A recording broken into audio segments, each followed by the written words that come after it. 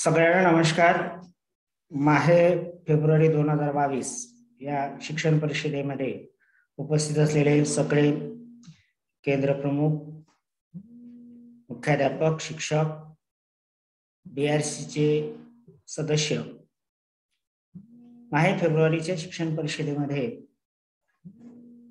मी DD Suryavanshi, वरिष्ठ अधिव्याख्याता, जिल्हा शिक्षण व प्रशिक्षण संस्था नाशिक, डाएट नाशिक या शिक्षण परिषदेमध्ये तुमच्याशी हितगुज करण्यासाठी माझ्याकडे जो विषय आहे, पायाभूत साक्षरता व संख्याज्ञान अध्ययन अध्यापन, या विषयाचा विचार करत असताना या विषयामध्ये विद्यार्थ्याच्या शिकण्याच्या आणि शिक्षकाच्या शिकवण्याच्या प्रक्रियेच्या संदर्भातलं निपुण भारत या अभियानांतर्गत समाविष्ट असलेल्या वेगवेगळ्या घटकांचा आपल्याला विचार करायचा आहे।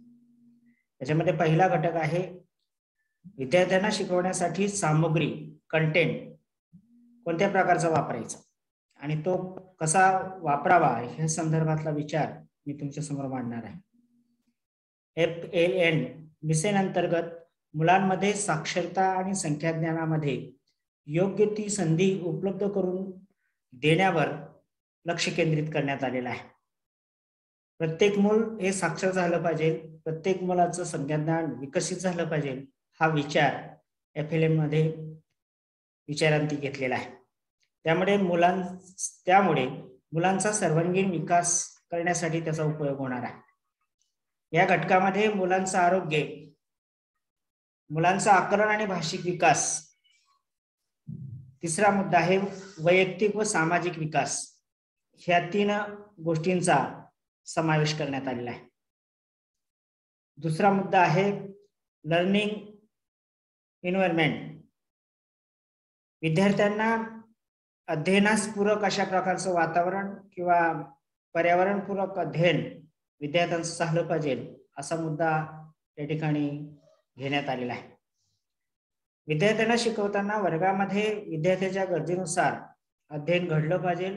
ते अध्ययन मात्र घडताना योग्य वातावरणाची निर्मिती करणं हे शिक्षकाचं कर्तव्य असतं आणि त्या दृष्टिकोनातून शिक्षकाने वर्ग अध्यापन करताना अध्ययन कसं उपयुक्त ठरेल ह्या दृष्टीने विचार करणं गरजेचं आहे। ह्यामध्ये पहिला मुद्दा आहे, यासाठी विविध प्रकारच्या TLM साहित्याचा वापर शिक्षकाला करता आला पाहिजे।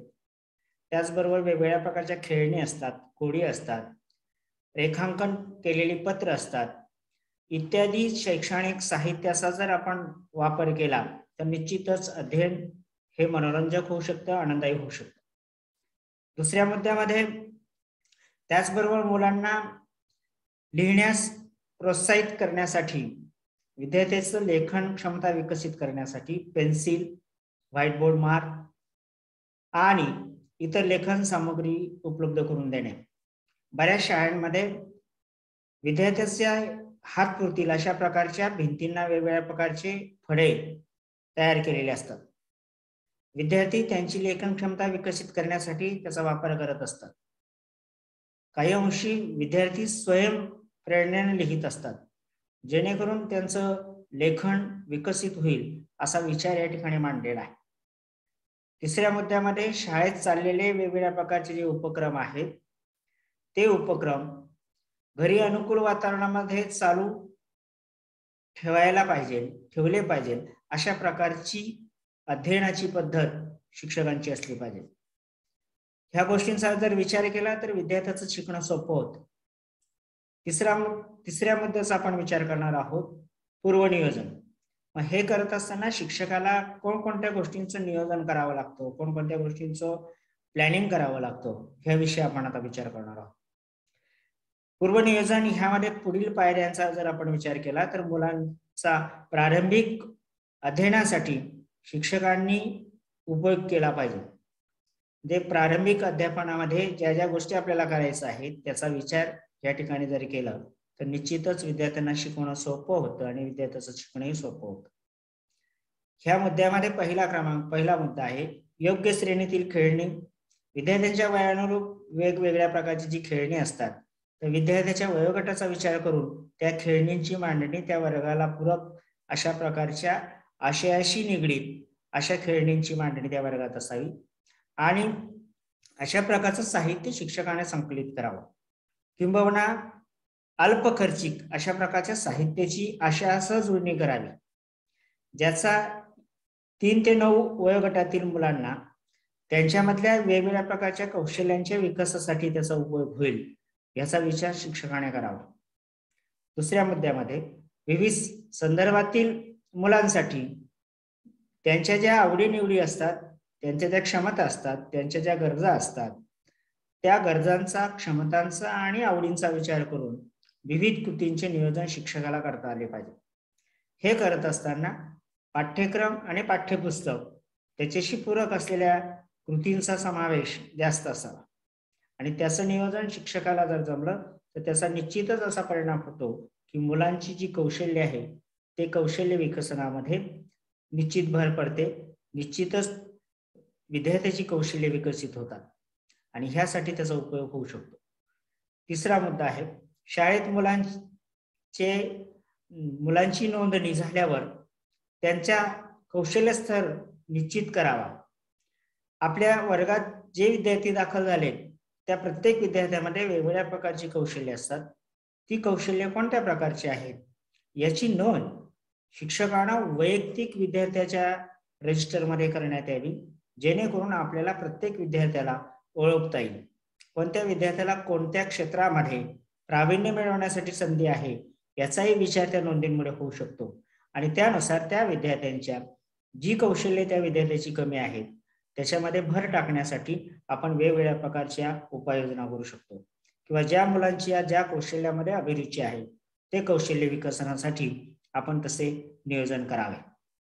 पुढचा मुद्दा आहे मुद्दा क्रमांक 4, वय आणि विकासाच्या दृष्टिकोनातून योग्य शैक्षणिक पद्धतींचा आपण वापर करावा. म्हणजे जशा प्रकारचं वय असेल, जशा प्रकारचा आशय असेल आणि जशा प्रकारची कौशल्य विकसनाची प्रक्रिया असेल तशा वयानुरूप विद्यार्थ्यांसाठी वेगवेगळ्या शैक्षणिक पद्धतींचा जर आपण वापर केला तर निश्चितच त्याचा फायदा विद्यार्थ्यांना होतो, शिक्षकांना होतो आणि किंबहुना अध्ययन आणि अध्यापन प्रक्रिया ही सुदृढ होण्यासाठी त्याचा उपयोग होतो. मुलांच्या आवडी, गरजा आणि क्षमता याच्यावर आधारित खालीलप्रमाणे पद्धती आहेत. पद्धती असणं आवश्यक आहे. शिक्षकाचं मार्गदर्शन व मुलांचे स्वयं अध्ययन. नेहमी आपण विद्यार्थी केंद्रित शिक्षण पद्धतीचा वापर जर केला तर निश्चितच विद्यार्थ्याचे शिकणे उपयुक्त आणि परिणामकारक होऊ शकतं. त्याच्याही व्यतिरिक्त विद्यार्थ्यांनी स्वयं अध्ययनावर जर भर दिली तर विद्यार्थी स्वतः काहीतरी करत असतो आणि तो वेगवेगळ्या माध्यमातून शिकण्याचा प्रयत्न करत असतो. जास्तीत जास्त भर आपण स्वयं अध्ययनावर जर दिला तर वर्गातील विद्यार्थी स्वतः घरी, शाळेत, शाळेच्या बाहेर स्वयं अध्ययन पद्धतीचा वापर करू शकतो. दुसरा मुद्दा आहे ठोस आणि अमूर्त कल्पनांमधील संतुलन. काही विचार असे ठोस असतात, काही विद्यार्थ्यांचे विचार पक्के असतात आणि काही विचार अमूर्त असतात. आपण वेगवेगळ्या पद्धतीचा जर वापर केला तर विद्यार्थ्याच्या मनामधला ठोस विचार, त्याला पूरक असलेले अमूर्त विचार हे सुद्धा वृद्धिंगत करता येऊ शकतात. तिसरा मुद्दा आहे शिक्षक आणि विद्यार्थ्यांच्या ह्या दोन घटकांमधले संवादामध्ये संतुलन असलं पाहिजे. विद्यार्थी आणि शिक्षक यांच्यामध्ये जर आंतरक्रिया व्यवस्थित घडली तर निश्चित परिणाम शिक्षकांबद्दल आदर विद्यार्थ्याच्या मनात निर्माण होतो आणि विद्यार्थी आणि शिक्षक यांच्यामध्ये निर्माण होणारी दरी कमी होते. शिक्षकांबद्दल विद्यार्थ्याच्या मनामध्ये आदर निर्माण होतो. एकमेकाशी सुसंवाद असेल तर निश्चितच वर्गातलं वातावरण हे चांगलं असतं. चौथा मुद्दा आहे मुलांच्या मागील ज्ञानाशी संबंध जोडणे. बऱ्याच वेळेस आपण अध्यापन करत असताना पाठाची सुरुवात करतो, पण ती सुरुवात जर विद्यार्थ्याच्या अंगी असलेले जे ज्ञान आहे, पूर्वज्ञान आहे, ते पूर्वज्ञान जागृत जर करून आपण शिकवायला प्रारंभ केला किंवा परिसरामधली वेगवेगळ्या प्रकारची जर उदाहरणं विद्यार्थ्यांना दिली तर निश्चितच विद्यार्थी आपल्या अध्यापन प्रक्रियेमध्ये सहभागी होतो आणि विद्यार्थ्याचं अध्ययनही सुलभ होत असतं. पाचवा मुद्दा आहे दैनंदिन वेळापत्रकामध्ये तंत्रज्ञानाचा वापर आणि एकत्रीकरण. कोविड-19च्या कालावधीमध्ये खऱ्या अर्थानं आपल्याला तंत्रज्ञान आणि शिक्षण, तंत्रज्ञान आणि विद्यार्थी, तंत्रज्ञान आणि शिक्षकाची शिकवण्याची पद्धती, या सगळ्या गोष्टी बदलल्या. बरेच शिक्षक हे टेक्नोसेव्ही झाले. बऱ्याच शिक्षकांना वेगवेगळ्या प्रकारच्या तंत्रज्ञानातल्या पद्धती माहीत झाल्यात. वेगवेगळ्या ऍपद्वारे, वेगवेगळ्या साधनांद्वारे शिक्षक शिकवू लागले. ह्या गोष्टी करत असताना पारंपरिक अध्यापन पद्धती आणि तंत्रज्ञानाचा वापर करून घेतलेली अध्यापन पद्धती, या दोघांची सांगड घालता आली पाहिजे. विद्यार्थ्यांना तंत्रज्ञानाच्या माध्यमातून शिकवत असताना सुद्धा आपल्या नियमित अध्यापनातले जे घटक ते शिकवता आले पाहिजे, त्याचं एकत्रीकरण करता आलं पाहिजे आणि एकत्रीकरण केल्यानंतर त्याची परिणामकारकता दिसून आली पाहिजे. ह्या पद्धतीने जर आपण शिक्षकाने त्या पद्धतीचा वापर केला तर निश्चितच त्याचा फायदा विद्यार्थ्यांसाठी होऊ शकतो, किंबहुना शिक्षकांसाठी सुद्धा होऊ शकतो. 6वा मुद्दा, विचार आणि प्रश्नांची कौशल्य वाढवण्यासाठी मुक्त सामग्रीचा वापर. बऱ्याचदा बऱ्याच वर्गामध्ये विद्यार्थ्यांचा सहभाग कमी नोंदवला जातो, पण विद्यार्थ्यांना आपण शिकवत असताना जर मध्येच प्रश्न विचारले किंवा त्या प्रसंगावर आधारित प्रश्न विचारले तर निश्चितच त्याचा फायदा विद्यार्थ्यांना पण होतो आणि विद्यार्थी क्रियाशील होतात. दिलेल्या उत्तराचा आदर करा. उत्तर चुकलं तरी ते उत्तर त्याला सांगण्यापेक्षा दुसऱ्या विद्यार्थ्यांना संधी द्या, जेणेकरून कोणतंही उत्तर विद्यार्थ्यांकडूनच प्राप्त झालं पाहिजे. म्हणजे संवाद कौशल्य विकसित होतं आणि विद्यार्थी विचार करायला शिकतो. आणि याचा परिणाम असा झाला की असा होऊ शकतो की विद्यार्थी मुक्तपणे आपल्या अध्ययन प्रक्रियेमध्ये सहभागी होतात. आणि सहभाग जर मुक्तपणे असेल, मुक्त वातावरण असेल, भयमुक्त वातावरण असेल, तर प्रत्येक मूल आपल्याशी त्याला विचारल्या गेलेल्या प्रश्नांशी हितगुज करू शकतो. 6वा मुद्दा, मूलभूत साक्षरता आणि संख्याज्ञानातील मुलांच्या प्रगतीचे सतत निरीक्षण करायचं आहे. मुलांमध्ये मूलभूत साक्षरता आली किंवा नाही, किंवा विद्यार्थ्याचे संख्याज्ञान वाढले किंवा नाही, याची निरीक्षण करण्याची क्षमता शिक्षकांमध्ये निर्माण झाली पाहिजे. प्रत्येक मूल काय शिकलो, प्रत्येक मुलामध्ये कोणती नवीन गोष्ट आत्मसात केली, त्याला संख्याज्ञान कोणत्या टप्प्यावर आहे, या सगळ्या गोष्टी शिक्षकांना निरीक्षणाच्या माध्यमातून नोंदवाव्या. किंबहुना त्या लेखी स्वरूपात नोंदवल्या तर निश्चित त्याचा फायदा चांगल्या पद्धतीने होऊ शकतो. म्हणजे प्रत्येक मूल हे आपल्याला समजतं. प्रत्येक मूल समजलं म्हणजे प्रत्येक मूल शिकण्यासाठी कशा पद्धतीने आपल्याला तयार करता येईल याचीही एक नियोजनात्मक पद्धत आपल्या समोर उभी राहील. म्हणून प्रत्येक मुलाचं निरीक्षण झालं पाहिजे, त्या निरीक्षणामध्ये सातत्य असलं पाहिजे. 8वा मुद्दा, मुलांच्या घराच्या भाषेत आणि दैनंदिन अनुभव या दोन्ही गोष्टींमध्ये संबंध जोडता आला पाहिजे. बरेच विद्यार्थी ग्रामीण भागामध्ये शिकणारे असल्यामुळे मुलांची भाषा ही बोली भाषा असते. अशा वेळेस शिक्षकाला बोली भाषा आणि प्रमाण भाषा, अध्ययनाची भाषा, पाठ्यपुस्तकातली भाषा याला पर्यायी शब्द माहीत असले पाहिजे. शक्यतोवर विद्यार्थ्यांनी जर त्यांच्या बोली भाषेत उत्तर दिलं तर ते स्वीकारल्यानंतर त्या बोली भाषेचा अर्थ विद्यार्थ्यांना समजून सांगा, जेणेकरून त्या विद्यार्थ्यामध्ये 2 भाषांची विकासाची प्रक्रिया सुरू होईल. आणि त्याचा परिणाम असा होईल की विद्यार्थ्यांना शाळेत शिकवलं जाणारं आणि त्याला जे शिकायचं आहे ह्या अशा त्रिस्तरीय प्रक्रियेमध्ये तो विद्यार्थी सहभागी होऊ शकतो. पुढचा मुद्दा आहे मुद्दा क्रमांक 5, अध्ययन निष्पत्ती साध्य करण्यासाठी अध्यापन प्रक्रिया.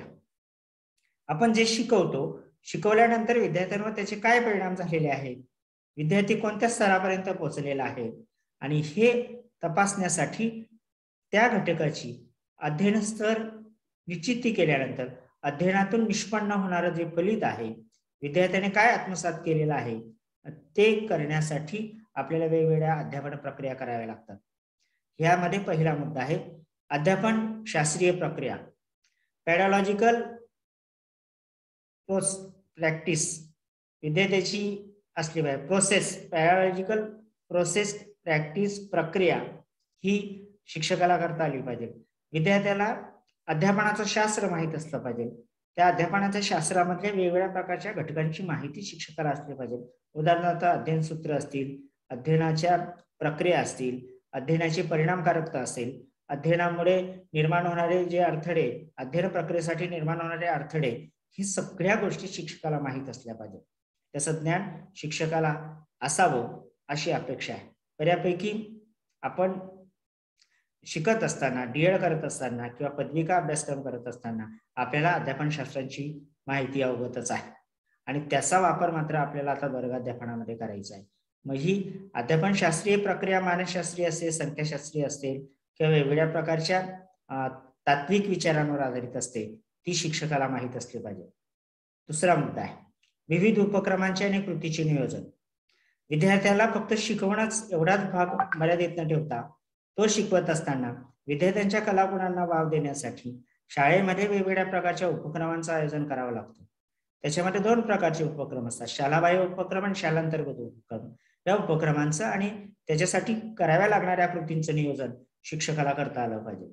त्यासाठी आपण एक यादी तयार करायची. एका वर्षामध्ये आपण कोणकोणत्या प्रकारचे उपक्रम घेणार आहोत, या उपक्रमाची व्याप्ती कशा प्रकारची असेल, या उपक्रमामध्ये कोणत्या घटकांना आपण प्राधान्यक्रम देणार आहोत, त्याचं नियोजन कृती करता आली पाहिजे आणि ती तशी करावी, जेणेकरून अध्ययन निष्पत्ती आपल्याला साध्य करता येईल. तिसरा मुद्दा आहे अध्ययनपूरक वातावरण निर्माण करणं. विद्यार्थ्यांना शिकण्यासाठी, शिकून घेण्यासाठी आणि शिक्षकाला शिकवण्यासाठी वर्गामध्ये अध्ययनास अनुकूल अशा प्रकारच्या वातावरणाची निर्मिती शिक्षकाला करता आली पाहिजे. उदाहरणार्थ वर्गात गेल्यानंतर विद्यार्थ्यांना एखाद्या गीताच्या माध्यमातून सुरुवात करा, एखादी नाटिका त्यांच्या समोर घ्या, एखादं चित्र दाखवा, एखादं गीत सादर करा, एखादा ऑडिओ व्हिडिओ त्याला दाखवा, जेणेकरून विद्यार्थ्याचं मन वर्गामध्ये रमेल, विद्यार्थी शिकण्यासाठी तयार होईल. अशा प्रकारच्या वातावरणाची निर्मिती शिक्षकाला करता आली पाहिजे. म्हणून शिक्षकाबद्दल नेहमी म्हटलं जातं की शिक्षक हे बहुआयामी व्यक्तिमत्व आहे. तो एक उत्तम कलाकार असतो आणि त्याचा वापर शिक्षकांना वर्ग अध्यापनासाठी करावा, जेणेकरून विद्यार्थ्याची मानसिक स्थिती आपल्याला कशी बदलता येईल, जेणेकरून तो शिकण्यासाठी समर्थ होऊन तो शिकण्यासाठी प्रवृत्त होईल. चौथा मुद्दा आहे शिकवण्याच्या अनेक संधी त्याला उपलब्ध करून द्यायचे. शिकवण्याच्या अनेक संधी उपलब्ध करणे म्हणजे विद्यार्थ्याला एक मार्गी शिकवण्यापेक्षा त्याला बहुमार्गी शिकण्याची संधी उपलब्ध करून द्या. वर्गामध्ये तुम्ही एखाद्या विषयाचं अध्यापन केलं, ते अध्यापन केल्यानंतर त्या अध्यापनाची पुनरावृत्ती करण्यासाठी आपल्याला वेगवेगळ्या माध्यमांचा वापर करता येईल. उदाहरणार्थ विद्यार्थ्यांना चित्रसंकलनाची जबाबदारी द्या, विद्यार्थ्यांच्या अंगी एखादा प्रकल्प, त्या प्रकल्पामध्ये विद्यार्थ्यांचा गट पद्धतीने त्याचं नियोजन करा, किंबहुना प्रत्येक विद्यार्थ्याला घरून काहीतरी वेगळ्या प्रकारचं काम करण्यास सांगा, किंवा उदाहरणार्थ एखाद्या पाठामधले समानार्थी शब्द शोधायला सांगा, किंवा ह्या पाठावर आधारित अजून नवीन माहिती संकलन करण्यासाठी सांगा, किंवा त्या पाठामध्ये येणाऱ्या वेगवेगळ्या प्रकारच्या म्हणी आहेत त्याच्या संकलन करण्यासाठी त्यांना गृहकाम द्या. अशा वेगवेगळ्या प्रकारच्या संध्या विद्यार्थ्यांना उपलब्ध करून द्या. काही विद्यार्थ्यांमध्ये चित्रकला असते, तर त्यांना या पाठावर आधारित एखादं चित्र काढण्याची संधी उपलब्ध करून द्या, किंवा काही विद्यार्थ्यांना या पाठावर आधारित संवाद कथन, संवाद लेखन, संवाद वाचन किंवा ह्या पाठावर आधारित तशा प्रकारच्या काही कविता असतील, त्या कवितेचं सुद्धा संकलन करण्याची संधी शिक्षक आणि विद्यार्थ्यांना उपलब्ध करून द्यावी. पाचवा मुद्दा आहे विविध क्षमतेचं व्यवस्थापन करता आलं पाहिजे. वेगवेगळ्या प्रकारच्या क्षमता विद्यार्थ्यांमध्ये असतात आणि त्या वेगवेगळ्या क्षमतेचं व्यवस्थापन करण्याची जबाबदारी शिक्षकांवर असते. सगळ्यात महत्वाचा घटक म्हणजे शिक्षक असतो. शिक्षक जसा शिक्षक तसा वर्ग असतो. शिक्षकांच्या अंगी ज्या ज्या क्षमता आहेत, जी जी कौशल्य आहेत, त्या कौशल्यांचं प्रारूप आपल्याला वर्गात दिसतं. म्हणजे शिक्षकाचं वक्तृत्व चांगलं असेल तर त्या वर्गातल्या विद्यार्थ्यांमध्ये वक्तृत्व कला दिसून येते. त्या शिक्षकाचं हस्ताक्षर चांगलं असेल तर वर्गातल्या विद्यार्थ्यांचा हस्ताक्षर चांगला असतो. त्या वर्गातल्या शिक्षकाची चित्रकला चांगली असेल तर विद्यार्थ्यांची चित्रकला सुद्धा चांगली विकसित होते. त्या वर्गातल्या शिक्षकाला क्रीडा विषयी अनेक प्रकारच्या खेळांची आवड असेल तर त्या वर्गातल्या विद्यार्थ्यांमध्ये क्रीडाविषयी वेगवेगळ्या प्रकारच्या स्पर्धेची आवड निर्माण होते. म्हणजे शिक्षकानं वेगवेगळ्या प्रकारच्या क्षमताचा वापर जर वर्गात केला तर वेगवेगळ्या क्षमतेचे विद्यार्थी वर्गात असतात आणि त्याचा निश्चित असा परिणाम आपल्या वर्गामधल्या विद्यार्थ्यांवर होत असतो. काही वेळेस विद्यार्थ्यांमध्ये असलेल्या क्षमतेचं अनुकरण बाकीचे विद्यार्थी सुद्धा करतात. उदाहरणार्थ एखाद्या विद्यार्थ्याचा हस्ताक्षर चांगला असेल तर ते बघून बाकीचे विद्यार्थी सुद्धा तशा प्रकारचं हस्ताक्षर काढण्याचं काम करत असतात किंवा तशा प्रकारचं लिखाण करण्याचं काम करत असतात. एखाद्या विद्यार्थ्याला कविता करता आली तर बाकीचे विद्यार्थी घरी जाऊन सुद्धा कविता करण्याचा प्रयत्न करतात. काही विद्यार्थी कविता संकलनाचं काम करतात. अशा कितीतरी गोष्टी आहेत की त्या गोष्टींचं व्यवस्थापन शिक्षकाला जमलं पाहिजे. म्हणजे विद्यार्थ्याच्या क्षमता विकसनासाठी कोणकोणत्या गोष्टी आपल्याला कराव्या लागतील आणि त्या करण्यासाठी कोणकोणत्या उपक्रमांचं आयोजन करणं किंवा कोणकोणत्या उपक्रम वर्गात राबवणं याचं व्यवस्थापन शिक्षकाला जमलं पाहिजे. म्हणजे उपक्रम आणि क्षमता या दोन्ही गोष्टी एकमेकाशी पूरक आहेत. 6वा मुद्दा आहे, उपक्रमांचे नियोजन करताना लक्ष केंद्रित करण्याची काही क्षेत्र असतात. म्हणजे उपक्रमांचं नियोजन करायचं असेल तर आपण काही गोष्टींवर लक्ष केंद्रित केले गेलं पाहिजे. विद्यार्थ्यांच्या कोणत्या कौशल्याचा विकास करायचा आहे, कोणत्या क्षमता तुम्हाला विकसित करायचा आहे, तर तुम्हाला ज्या क्षमता विकसित करायच्या असतील त्याच्यावर आपण लक्ष केंद्रित केलं गेलं पाहिजे. त्याच्यामध्ये कोणत्याही प्रकारच्या क्षमता राहणार नाही याची जबाबदारी आपली असते. म्हणून त्या क्षमता निश्चित करून, ती कौशल्य निश्चित करून, त्यांचं नियोजन करून आणि त्यानुसार कार्यक्रमांचं आयोजन करावं, जेणेकरून त्या क्षमता विकसित होतील आणि आपलं जे मूळ उद्देश आहे तो साध्य होईल. 6वा मुद्दा, विशिष्ट अध्यापन शास्त्रांचे नियोजन करताना खालील गोष्टींचा विचार आपल्याला करता आला पाहिजे. म्हणजे आपल्याला जे शिकवायचं आहे ते ज्या गोष्टी आपल्याला विद्यार्थ्यांपर्यंत पोहोचवायच्या आहेत त्यासाठी आपल्याला विशिष्ट अध्यापन पद्धतीचं नियोजन करता आलं पाहिजे. आणि ते करताना आपल्याला काही गोष्टींचा विचार शिक्षक म्हणून करावा लागतो. शिक्षक तज्ञ यांचे ऑन दी स्पॉट मार्गदर्शन, याचा अर्थ असा आहे की शिक्षक आणि तज्ञांचं त्या विद्यार्थ्यांना जिथं गरज असेल तिथं तात्काळ मार्गदर्शन मिळालं पाहिजे. बऱ्याच वेळेस विद्यार्थ्यांच्या मनामध्ये प्रश्न असतात आणि त्या प्रश्नांची उकल केली जात नाही, म्हणून तो प्रश्न विद्यार्थ्यांना अवघड होतो आणि त्या विषयाची नावड त्याच्या मनामध्ये निर्माण होते. उदाहरणार्थ गणित विषयामध्ये विद्यार्थ्यांना अनेक प्रकारच्या समस्या असतात, अनेक प्रकारच्या अडचणी असतात. त्या अडचणी जर शिक्षकाने तात्काळ सोडवल्या, त्यांच्याकडनं नाही सुटल्या तर एखादा तज्ञ शिक्षक असेल त्याच्या मदतीने जरी सोडवल्या तरी काही हरकत नाही. कमीपणा वाटण्यासारखा काही पार्ट नसतो. ज्या गोष्टी आपल्याला माहित नाही दुसऱ्याला माहित असेल त्याची मदत घ्या. म्हणजे ह्या ठिकाणी विद्यार्थ्यांचा पण फायदा होतो, किंबहुना आपला पण फायदा होतो. आपल्याला जे माहित नाही त्या गोष्टी सुद्धा आपल्याला माहित होतात. म्हणून तात्काळ मार्गदर्शन त्याला मिळालं पाहिजे विद्यार्थ्याला, जेणेकरून त्याच्या मनामधली जी समस्या आहे, शंका आहे तिचं निरसन होईल. पुढचा मुद्दा आहे, विविध क्षमता आणि स्वास्थ्य असलेल्या मुलांसाठी विविध धोरणांचा वापर करावा लागतो. तुमच्या वर्गामध्ये काही विद्यार्थी खूप ऍक्टिव्ह असतात, खूप क्रियाशील असतात आणि काही विद्यार्थी मात्र नेहमी मागे असतात. मग त्या मागे राहण्यामध्ये वेगवेगळ्या प्रकारची कारणं असतात. काही विद्यार्थ्यांना शारीरिक वेगवेगळ्या प्रकारचे विकलांग असतात. सर्व समाविष्ट अशी मुलं असतात आणि अशा मुलांचं शिकणं हे मंद गतीने होतं.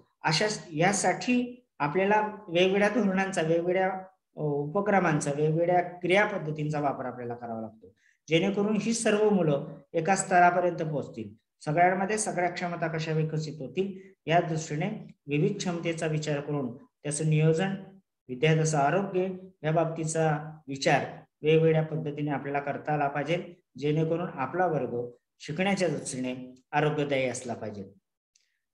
पुढचा मुद्दा आहे, वेळेचा सदुपयोग करणं आणि रोजच्या वेळापत्रकामध्ये FLN समकलित करणे. म्हणजे आपल्याला वेळेचं नियोजन करता आलं पाहिजे आणि वेळेचं नियोजन करण्यासाठी आपल्याजवळ वेळापत्रक असलं पाहिजे.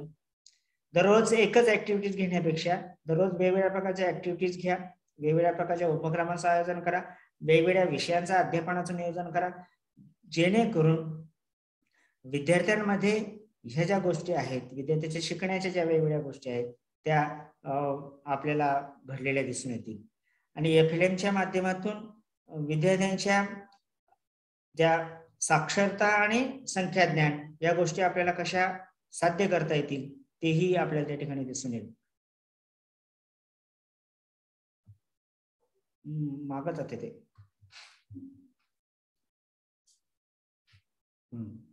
7वा मुद्दा आहे, अध्ययन समृद्धी LEP. विद्यार्थ्यांमध्ये अध्ययन समृद्धी आणण्यासाठी, विद्यार्थ्याचा सर्वांगीण विकास होण्यासाठी विद्यार्थ्याचं वाचन आणि लेखन ह्या गोष्टी विकसनासाठी वेगवेगळ्या बाबींचा विचार आपल्याला शिक्षक म्हणून करावा लागेल. आणि तो करत असताना ते विकसनासाठी काही मुद्द्यांचा विचार आपल्याला करावा लागेल. पहिला मुद्दा आहे चित्र वाचन, कथा वाचन.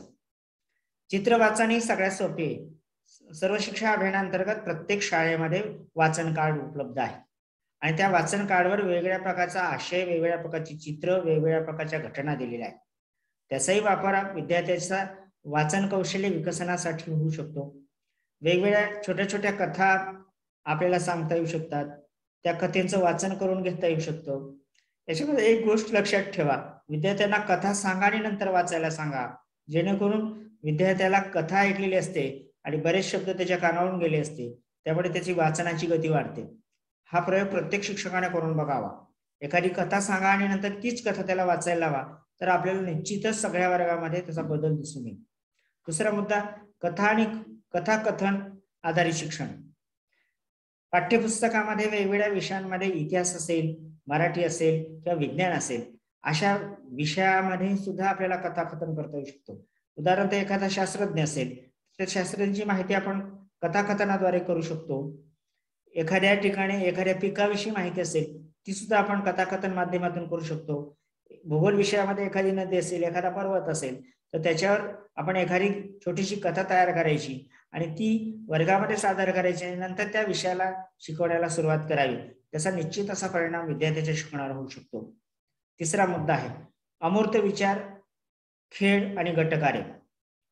बरेच विषय, बरेच घटना, बरेच प्रसंग, बरेच संबोध हे अमूर्त असतात आणि ते मूर्त स्वरूपात आणण्यासाठी आपल्याला वेगवेगळ्या खेळांचा वापर करता येऊ शकतो.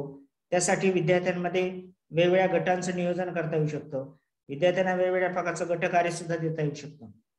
आपण बऱ्याचदा जर अंगणवाडी किंवा बालवाडीमध्ये गेलात तर त्या ठिकाणी अमूर्त असे खेळ असतात, विखुरलेले असतात आणि ते जोडायला सांगतात.